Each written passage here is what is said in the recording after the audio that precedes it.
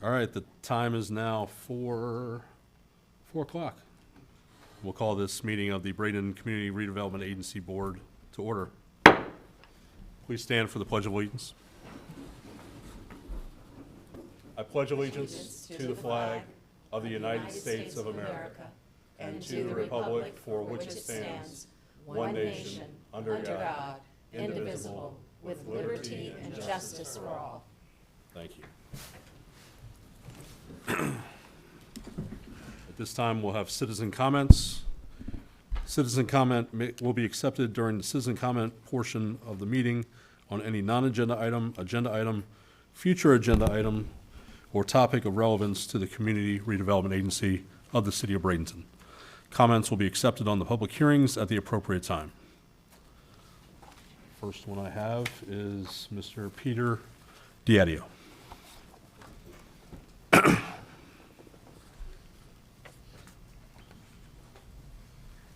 Hello, thank you, Mr. Chairman, Thank you, sir. and the members of, my son Peter is with me.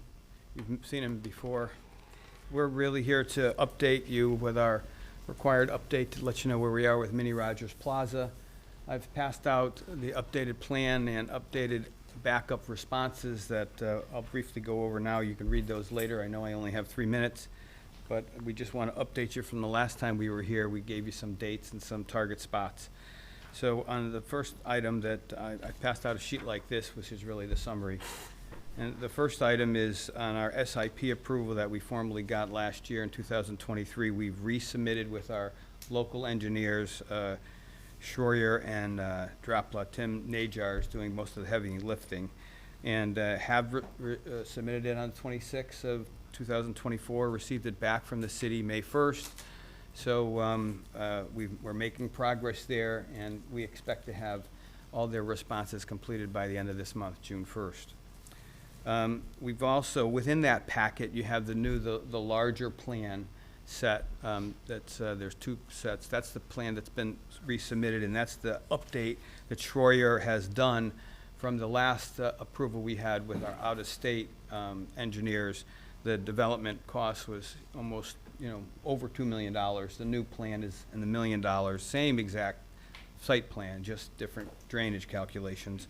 And we're more in the market and more on track to move the project along.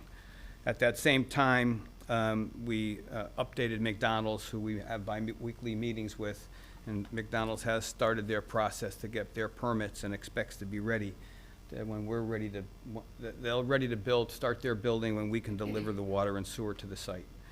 And we're on track to do that, basically because of something that's on my last little item that we'll go into in a moment. So Southwest Florida Water Management District, we've also submitted to, again, with the new plan, March 26th. They've gotten back to us, responded April 15th, and we'll be ready to go back to them with our final responses that they've made by the June 1st. FDOT is the same thing. We redid the traffic study as their request. It's in that packet. That's probably most of that packet. And we've redone it per their request, which has satisfied all the concerns they have, except one item, which is something to do with the affluent line that the city has. They're concerned it encumbers their water, and it doesn't. We've been assured that it doesn't, and that's the last thing we need to go back to. So your director, Dr. Burton, suggested a way to get to the end of this long road that we've been on is to have the city install water and sewer and have the developer contribute $300,000 for that, which has really been the trouble that we've had, because although there's water in front of the site, we just can't seem to connect to it. And the developer is willing to do that, will contribute.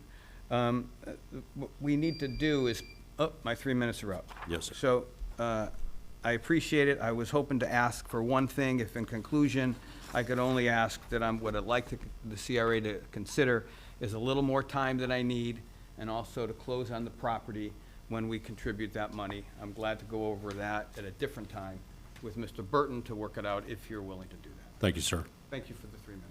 Yes, sir.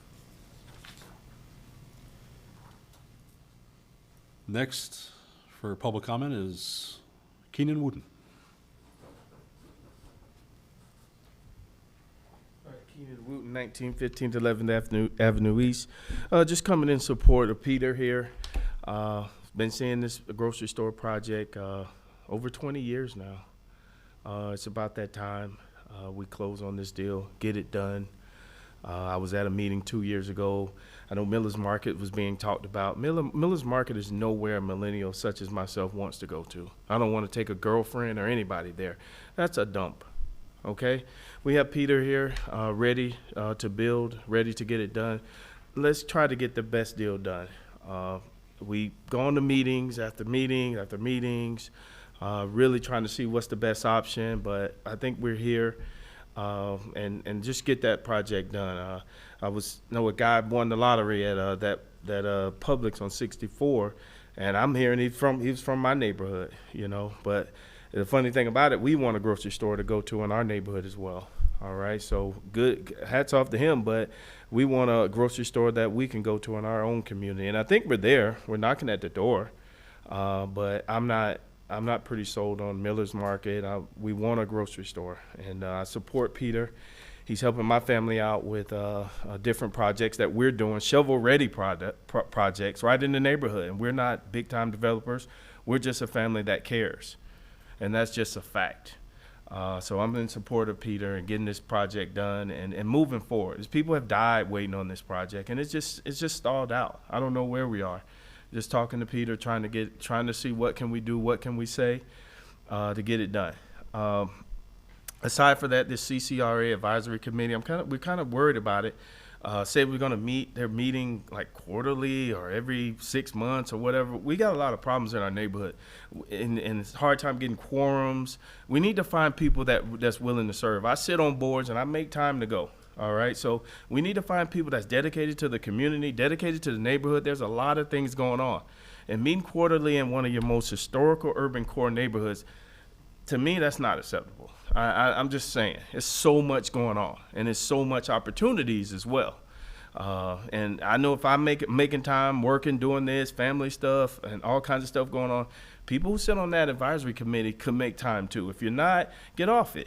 Get off it, because we have needs in our community, and we want those needs to be tended to. And I know it's hard to find people because everybody's working, everybody's surviving, but maybe if we dig a little deeper and find some dedicated citizens that can participate on that advisory committee, I think that will help out not only the central CRA, but the entire city of Bradenton. All right, thank you. Thank you, sir. Dr. Burden or the board have any comments? Or? No? Okay. Next on the agenda is consent agenda. The chair will entertain a motion to approve items A through C. So move. There's a motion from Mrs. Moore. Second. And a second from Mrs. Coachman. Any discussion? Hearing none, we'll take a vote. All in favor, say aye. Aye. Any opposed? Ayes run unanimous. Thank you. Next item is Central CRA. Yes, Mr. Chairman, this is a presentation on the ongoing Community Redevelopment Agency increment revenue rebate to the Bradenton Housing Authority. You have been given, and it's been made public, the CPA report to just audit this and determine where we are with it. We have the CPA right here, and he's willing to come up and answer any questions you might have. Okay. Good afternoon. As pointed out, we provide this report. If you had time to look through it, you had any questions about our methodology, our results? I have one question. Yep. Name My name and is Mark Smith. I'm with Carr Riggs and Ingram. I'm a senior manager here in the Bradenton office. Thank you. Questions or? If you want to give us just a little brief, Yep. So what we did was, and we outlined kind of in our overview, as well as the objectives, approach, and results, was we went to calculate what the rebate would be for the years of 2020, 2021, 2022, and 2023. The last year that the rebate was paid to the Housing Authority was in 2019. That's why that's on page 5 as reference under results. We reviewed the methodology and the outline that was in the resolution and made sure that the calculation was supported, and we understood that it was being properly conducted for the 2019 year, and then used that methodology for the subsequent years. We obtained reports from the property appraiser office that listed all the properties and compared those to 19, and then throughout each year did comparisons to see were the same properties on there, did they drop off, why did they drop off, if there's new properties, and we worked with CRA management to kind of make sure that we're capturing all the properties. And then we performed the calculation. We obtained the millage rates for the city and the county from the websites, the final millage rates, and with the calculations, as you see, they're performed. And one of the things is, why did it drop off in 2021 through 2023? And it was really the taxable values in those properties had tax exemptions, so therefore the values of those were not taxed, and no money flowed from there for those properties. Therefore, there was no money to then have in a rebate. So that kind of was the process that we did to determine what the rebates were for those years.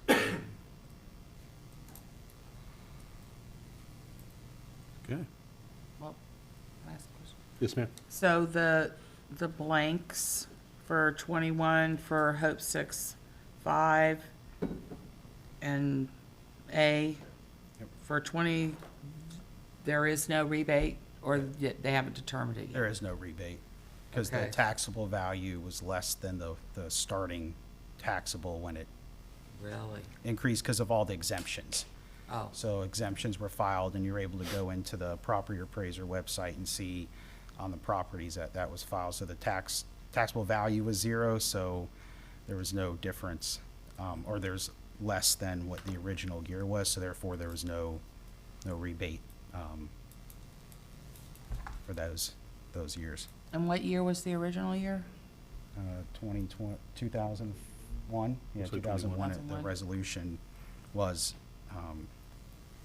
and from there, so that's what the starting value was.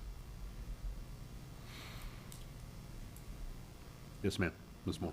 What was the nature, are these just individual, like, single-family home, or are they, is it the development itself? Like, how did the properties either drop off, or what kind of exemptions were they getting that it was actually equaling 0? They're getting, was it charitable? Oh, So they applied for charitable exemptions, and so that dropped, the one year it dropped at half, and then the next year, basically, they're not taxable. okay. They're at almost 0. So basically, it's below the base tax rate here, and so there was no increment to the county or the city in those years. That's what made it 0. Gotcha. Okay. Thank you, Mr. Chris Mignon. Yes. CRA manager. There you go. Duly noted. Any questions? It's pretty clear to me. Yeah. Okay. All right. No motion required, correct? No motion required. The money has already been, it was budgeted last year. We just wanted to validate the numbers. This has been brought to the folks that will receive the money, and they've reviewed, so far they've reviewed most of it, and they're okay with it. We just want to get this back on track and finished up. So, Great. May I, one more, just clarification. So it ends in July of 31, and so someone will be calculating any potential for rebates annually? so that's an interesting thing that you ask. How many times do you go to a bank and tell them you want to borrow money, but you want the bank to tell you how much money you can borrow? We are changing the process by which we deal with individuals such as the city and the housing authority and things like that. We're asking them to fill out an application and come before the board with that for our budgets. And they have to explain what they did with the money the year before if they received money, what they will do with the money the following year if they receive money. And the same thing goes with this. Getting it up and finished, getting it back to where it needs to be, that required a lot of time, mainly on Chris's part and on the auditor's part. And it's backwards. We shouldn't be figuring out how much we should pay somebody. They should be figuring out, and then we should hire our CPA to come in and validate it if we feel it needs to be validated. So next year, we're going to give them an application, and the Bradenton Housing Authority, and ask them to submit it, and let them do, and if they don't, they don't. But it'll be up to date, and we're just changing the process. And as you can see, these numbers are zeroing out anyway. Okay. Thank you, sir. Thank you. Greatly appreciate it. Thank you, sir. Next on the agenda, other discussion or new business? Just a couple quick things. Number one, as you probably have noticed, the old Love Park no longer exists. It was demolished. Next will be the fence, which Karen Kaiser has been working on with the fence company, put it out to bid. It'll be a 6-foot-tall decorative fence that looks similar to the one that's there. It'll have a bar on the top instead of the points so that people can't pull them off. We have also today, working with a city CCNA contractor under the Competitive Negotiation Act, signed the design agreement to begin design. And we want to have that completed prior to October 1st so that we can begin construction at the beginning of the next fiscal year. So the fence, the designer, and demolition. So that's where we are with that. At the next meeting, which, by the way, is the 12th, we will also, hopefully, because it's a closed meeting, have the 14th Street property to you. We'll work with Scott on this. We're not going to have a contract ready, but we'll have the price agreement and the incentive package that goes with it, with the developer. Then once we get it, you agree to that, then we can have Scott work out all the closing and all that stuff. So it'll take him a little bit of time, but we didn't want to, there's no way he could probably have it done by the 12th. So, but that will be coming to you because we need to get that moving. He's ready to go. So that's all I have. Okay. Anyone on the board have anything? I just want to say one thing. It had been mentioned about Miller's Market being a dump. What we're working towards is not going to be a dump. But I'd like maybe at our next meeting to have some information in terms of updating where we are, what's going on. We can, right now, we've met about Miller's Market. They did have a grant under the old system to begin work. They will be moving under the new system that we have put in place. It will benefit them more if, but they need to come back and make the application. It will be through the incentives most likely rather than a grant. And we're ready to go whenever they are. So, you know, it's good when the government's ready to go and we're waiting on the private sector rather than the other way around. Sounds good. Thank you. Well, I might as well finish my drum beat. Any progress on putting together the advisory board for the Central CRA? I mean, not Central, Bradenton CRA, downtown. Downtown?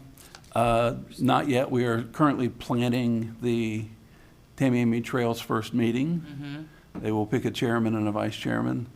We'll go over the rules with them. And also, their first order of business is a piece of property in the Tamiami Trail area to find out what it is we want to do with that so we can then move, because we have options for them now, and hopefully give you a recommendation so we can move forward with that and get it moving and off the government side and back onto the private side. But we will, I'll tell you what, at the next meeting, if we have any applicants for downtown, we'll bring them, we'll let you know what that looks like. So Tamiami, yes, downtown, not quite ready yet. Okay. All right. You all also have a copy of the Bradenton PD CRA monthly report in front of you, so thank you for that. Good. Yes, ma'am. I just wanted to bring to all your attention that today's Curse's second anniversary of being hired. Oh, thank you. Wonderful. Well done. Well done. Keep them coming. Smattering of applause. Very nice. I would be remiss if I did not recognize a gentleman in the back of the room. Absolutely. Mr. Charles Clapsaddle with METV is retiring here next month, and I greatly appreciate your service to our community and your friendship over all these years. So. You're here.